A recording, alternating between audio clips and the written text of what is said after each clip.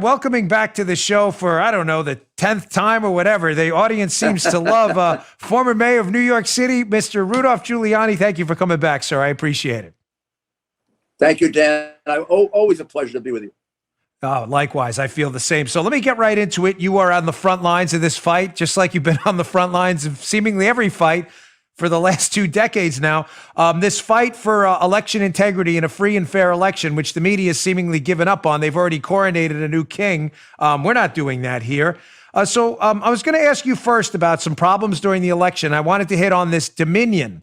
This problem with Dominion, this software system. I know you. Can you give me a little bit of a background, our audience? What's going on here with the fight against this system? I can tell you, you're as usual, Dan. You're on target. Dominion is a Canadian company, which of course immediately raises the issue: why do we have a foreign company counting our ballots and letting our vote get outside the United States, which is what happens? But Dominion really doesn't do it. Dominion has a software that it gets from a company called Smartmatic. Smartmatic is a company that it's a Delaware company by name, but it's owned by Venezuelans. Venezuelans who are close to Chavez and Maduro.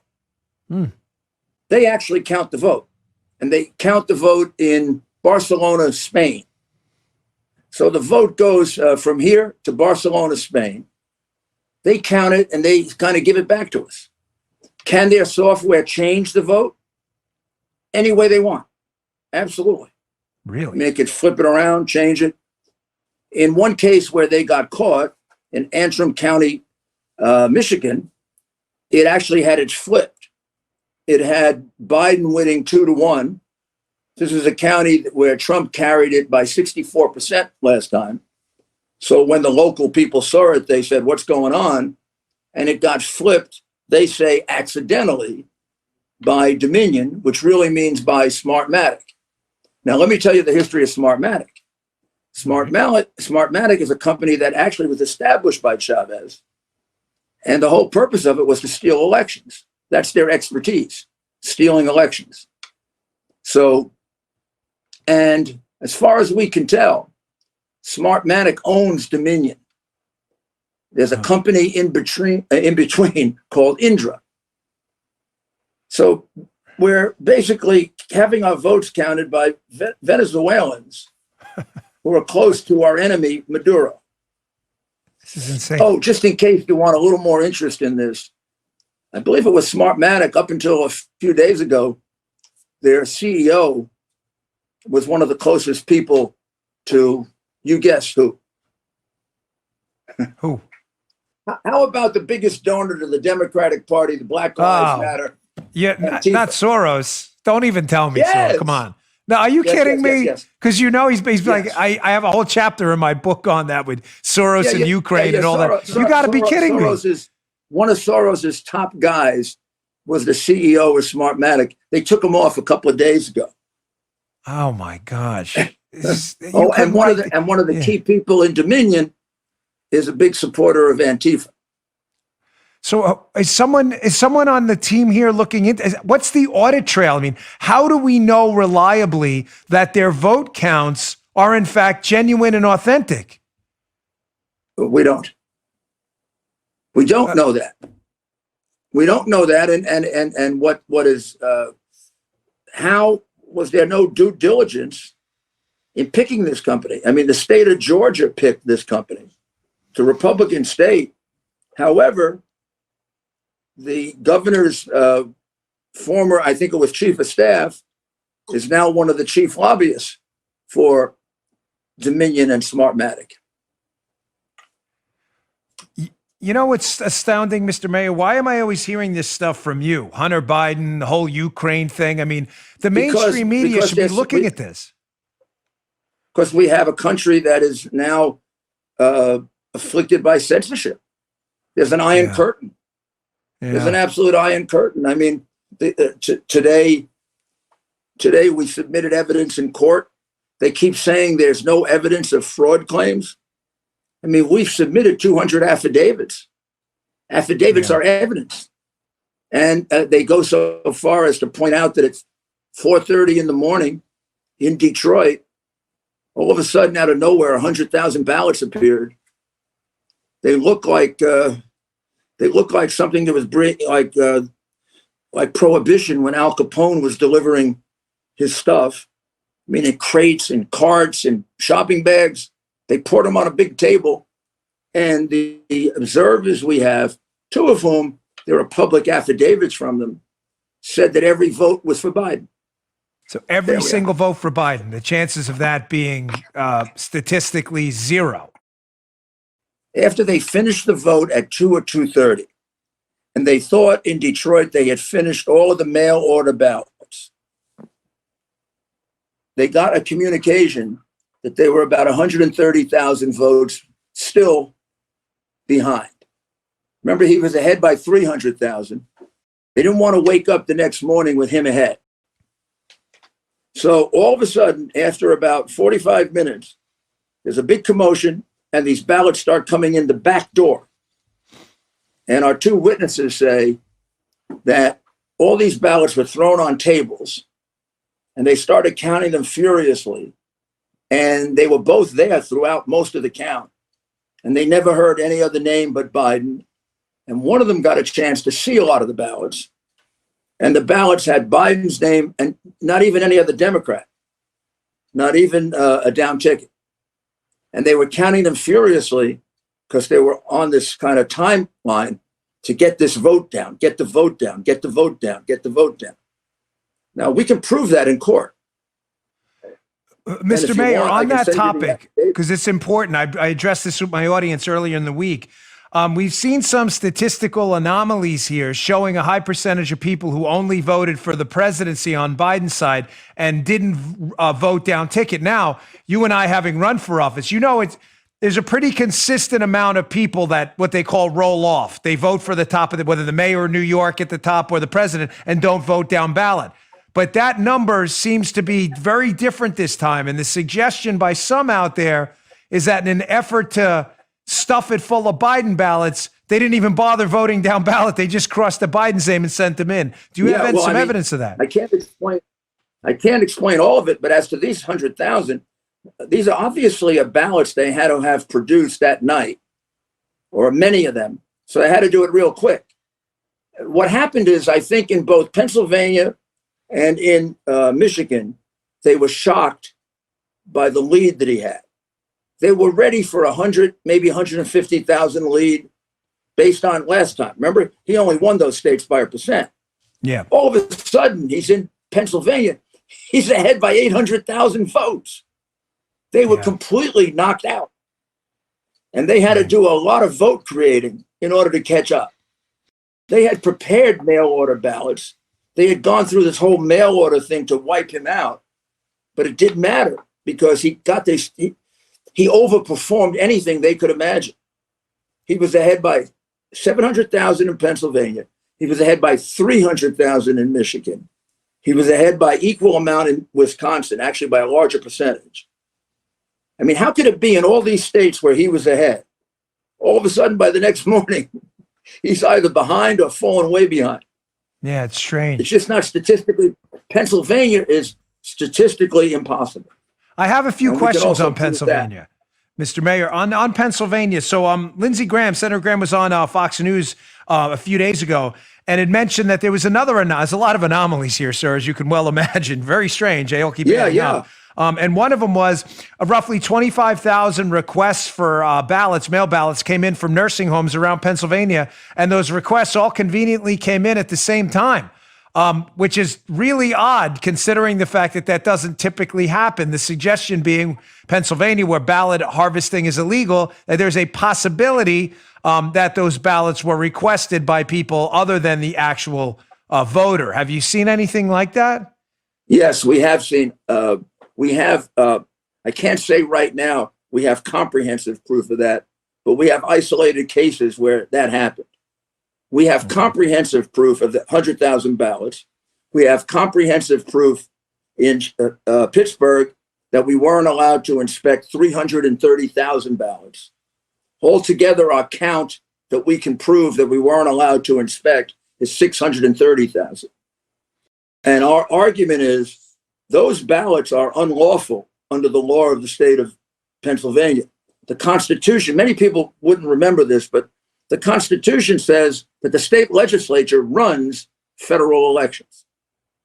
The Constitution says that the state legislature sets the rules. So when they created this crazy mail ballot thing, which many people objected to because of fraud, they added a very strict observation requirement. They said it's absolutely necessary that the ballots be examined by both sides.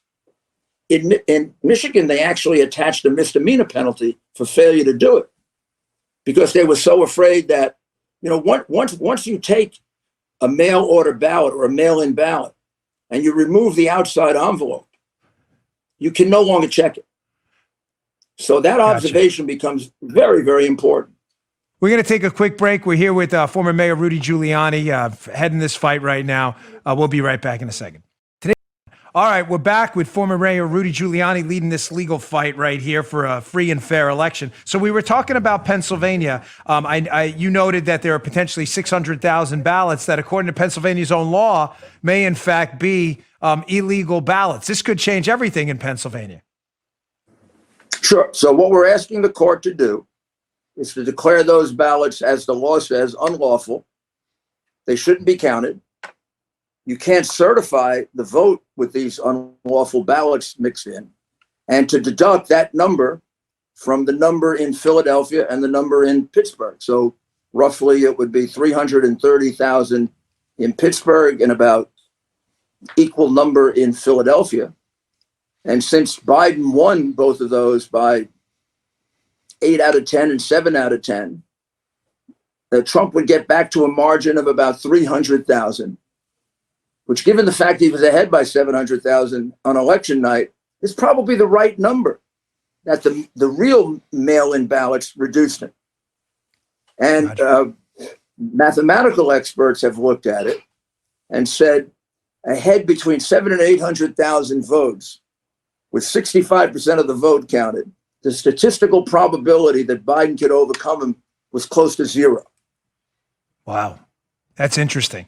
Can I ask you another question on Pennsylvania? Because without Pennsylvania, we have nothing. I think we have to win Pennsylvania here. You're right. Absolutely. But we just had a recent court victory in Pennsylvania, so all is not lost. A judge ruled in our favor about cured ballots. It seems in Pennsylvania, both the Secretary of State and the courts in Pennsylvania have shockingly taken on the role of the legislature. I don't know if they rewrote the Constitution while we weren't looking or what, the state Constitution, but cured ballots where they can reach out and say, hey, listen, you got to come back with ID. Your ballot isn't valid. The Pennsylvania law was very clear. It had to be done by November 9th.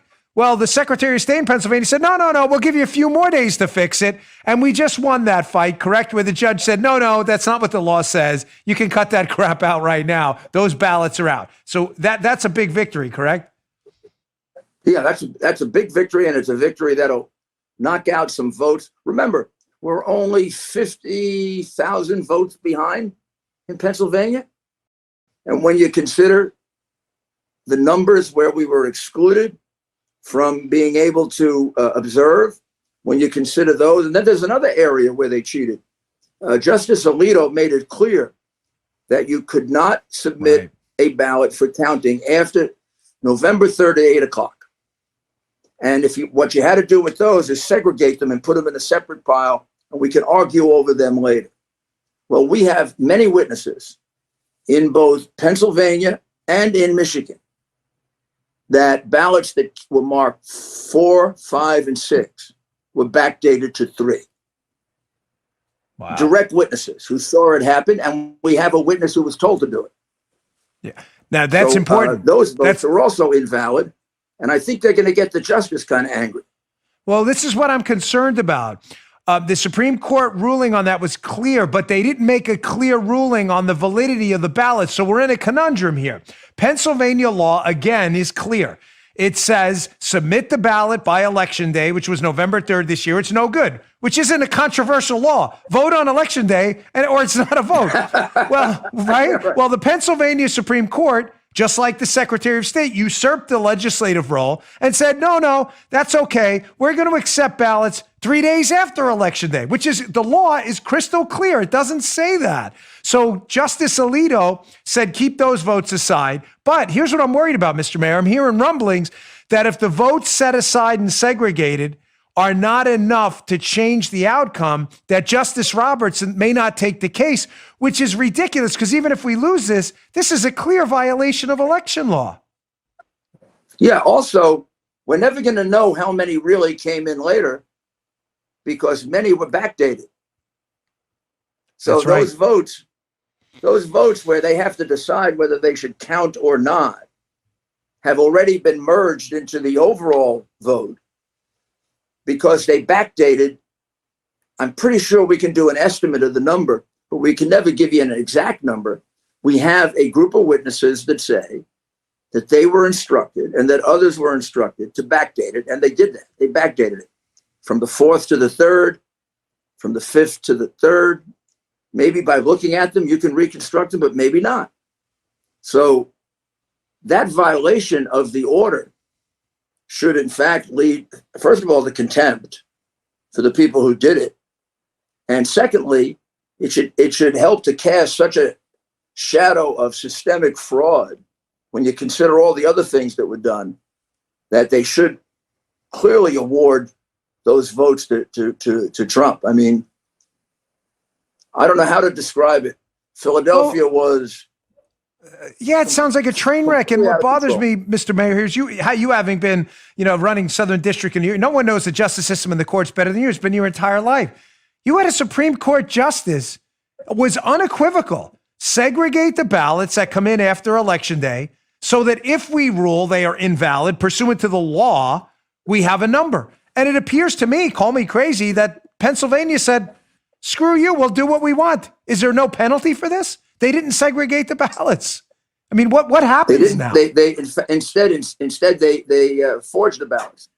They made it appear as if they came in on the 3rd. They did the same thing in Michigan, and there we have the testimony, not of a political partisan, but of a 37-year city worker in Detroit who was forced to do it. Oh my gosh. Okay. I want to get to a few. I know we're short on time, so I want to get to just a few more states before we got to run. Mr. Mayor, just quickly on Arizona. Listen, I spoke out openly about the ridiculous early call for Arizona, which was absolutely unwarranted. It's been called again now by outlets repeatedly, and we're getting close there in Arizona. Is there any chance the result in Arizona could eventually go our way, or are those numbers just yeah? Well, I mean, both Arizona and Nevada have very similar claims of Republicans being excluded from the mail vote counting. I think you're going to have those claims in at least 10 states, which leads to a different argument, which is, how did this all happen coincidentally?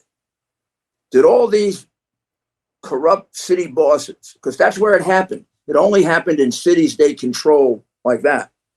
How did it happen that the boss in Pittsburgh and the boss in Philadelphia and the one in Phoenix and the one in Milwaukee all decided to keep Republicans out that day? You don't keep the other side out of absentee ballot counts. It's almost a tradition. I've never heard of that before. We have absentee counting all the time. You have a Republican on one side, you have a Democrat on the other side. They look at the envelope. They say yes or no. If they say no, you put it in a pile for a judge to take a look at. All of a sudden, this new law, where special emphasis has been put on the right to observe, in 10 jurisdictions, Democrats throw the Republicans out. Somebody had to call that shot.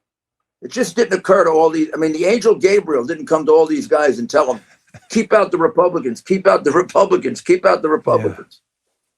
Some genius in the Biden camp is the one who did it, or DNC. And I think we should get discovery of their emails, their correspondence, and we should be able to question them as to whether there was any communication about this as a strategy. Because everything that I can see says to me, it has to be a strategy. I just don't believe in, 10 coincidences. Well, the strategy to me, and what something I discussed the day after Election Day, it seemed pretty clear. If there's a coordinated effort here to stop what appeared to be a landslide again, electoral college wise, what I would do if I were going to do it is stop the count, stop the hemorrhaging if you're losing, stop the count, wake up in the middle of the night while no one's paying attention, because what you don't want to do is you don't want races called, because then political momentum builds and you don't want the media to turn. So you stop the count, therefore the race can't be called. Have everyone wake up in the morning, dump a bunch of ballots, show up, whether legal or not, restart the count. Look, our guy's ahead. Stop the hemorrhaging. All of a sudden, you don't call Florida, don't call Texas, despite the fact that they were won in absolute routes, and then let the media political capital build up. Call him president-elect, and next thing you know, you've anointed your king when you don't even have a free and fair election certified yet. That's how I would do it. There's your next book, Dan. Yeah, right. By the way, yeah. Go ahead. You're pretty much on target. That's exactly what happened. And the only thing that threw them off here, and hopefully let them make enough mistakes so we can prove it, they never expected they were going to have to make up as many votes as they had to make up. At least in Pennsylvania, Michigan, and Wisconsin, they were in a panic.